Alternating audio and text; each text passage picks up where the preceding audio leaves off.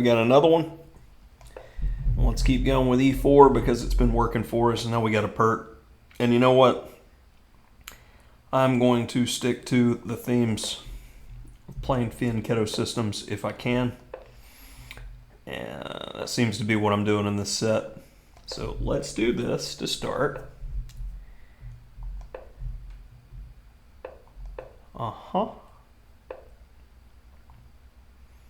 Normally they like to do e5 anyway.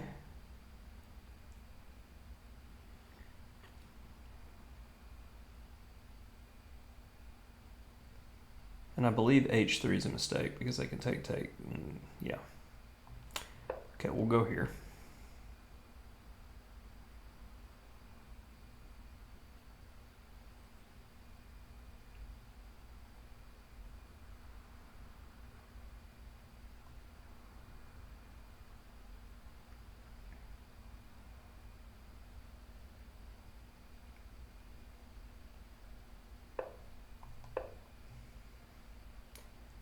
Wait to see what he does. So this feels like a King's Indian without the C pawn. Then that move makes me feel good about my position again.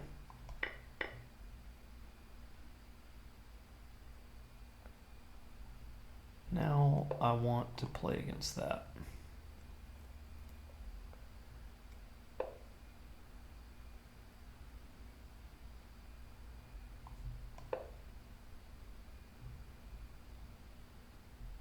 h6, bishop e3. When I go queen d2, I get the tempo back. Since he's not going that way, queen d2 immediately. Now there's no h6, and I'm going to play rook fd1 to remove myself from the pin.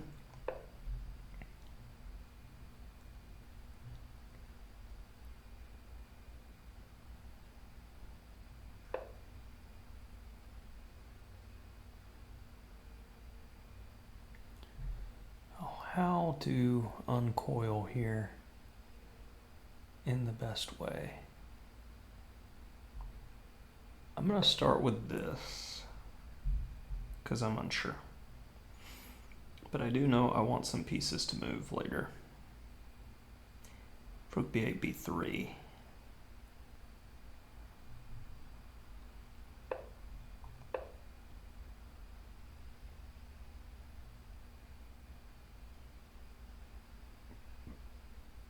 No.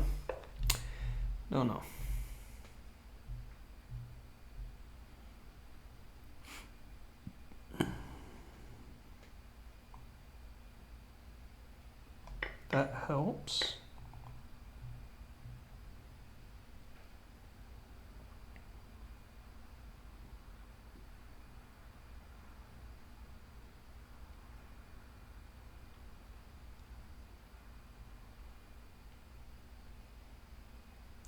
Now he must go all out. But this is what he signed up for playing this opening.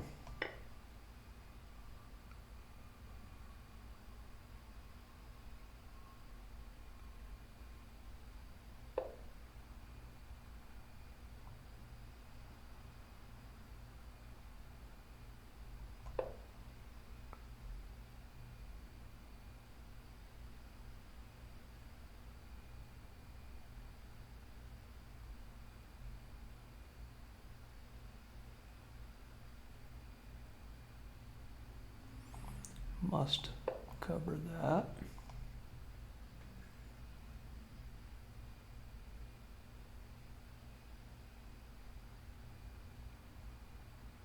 Makes sense.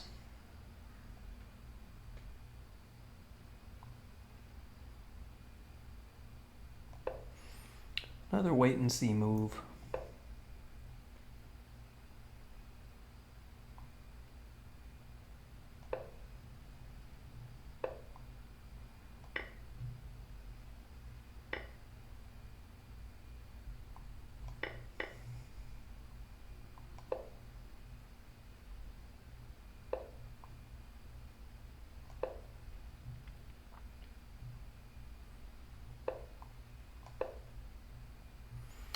Roxy bind.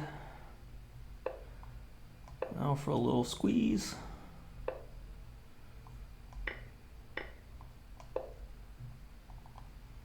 Gotcha.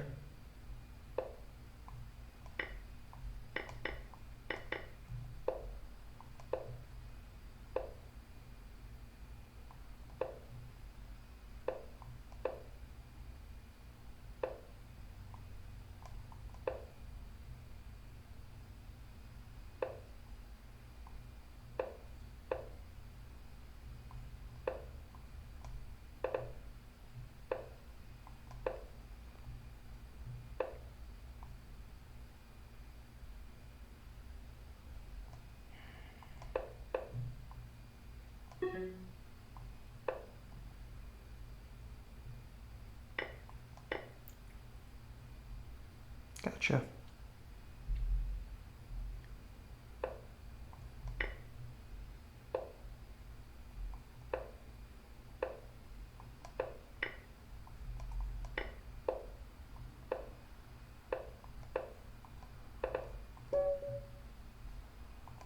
Good game. Respectful. Okay. So, going all out and playing the Austrian or this stuff is not the only way to play against the Pirc. Hey, honestly, the Pirc, it's not an opening I recommend. I mean, some people swear by it because they love the King's Indian structure and just want to play it against everything. But I have never been a fan of putting myself in positions where it's easy for an opponent to just put their pieces on squares and attack me. Doesn't seem like there's a lot of room for finesse, but great players like Grandmaster Tiger Hillart Pearson, he had a book on the Modern. I believe it was Tiger's Modern. And when I read that book, I was impressed, but I feel like you have to be a very creative player and walk a tightrope. But attacking it isn't the only way to play. As you'll see, I went for a more positional approach and d5 immediately here, but it seems like h3 is holding up to where this was the move order, where you get kind of this pawn structure, in my experience, is almost never good for black. It's just so passive. Where are your plans? Where's your natural breaks? And I would take this position all day long with white. So if I had it back again, h3 is the best move. But once we got here, d takes e5 seems to be the best. And I speculated a bit. f4 seemed kind of risky to me. So I tested the waters to see if the opponent would go for it. And apparently c6 was the best move. It just doesn't feel right to me, though, because it leaves the pawn structure weak and gives me a target. But it's dynamic play, so what can be said? You have to go d5 here. That makes a lot of sense. h6 was what I was expecting. I was going to go bishop e3, and then we need to go d5. And this kind of plan. Let's see, so bishop a6. This worked out because I did find this plan. But then you got to go d5.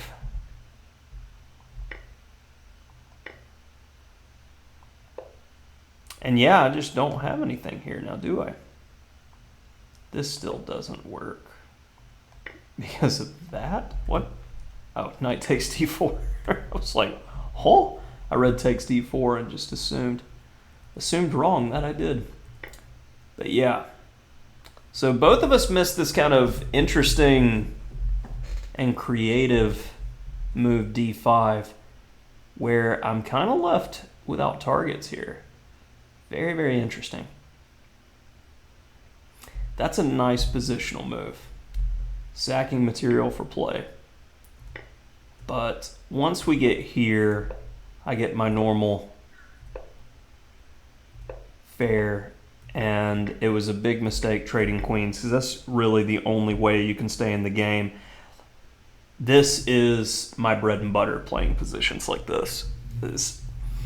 all I see is weaknesses everywhere. I see a dominant pawn structure, knights that can swarm, and notice what I do immediately. I kick your piece back.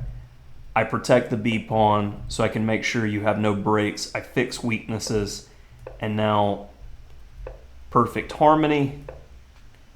Okay, if you want to play with a bad bishop, that's completely fine. And this is like dream positions that you get in the Sicilian, say, knight versus bishop in the Nighthorse, where things went wrong for black and you got stuck with the pawns on the same color as the bishop. You never got in your d5 break. And I could have played better on the king side. So knight b7 and just start trying to push the pawn would have been far more accurate.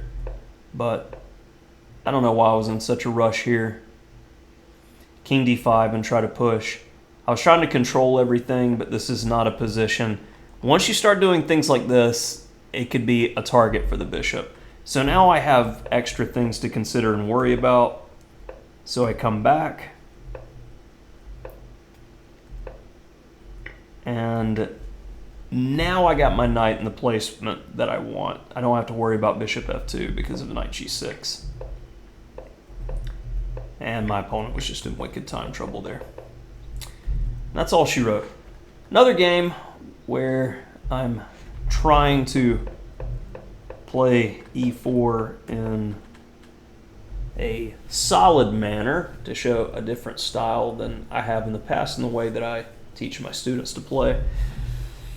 So hopefully you're liking this live games series where I'm just in a solid mood today, I guess. That's it for this one.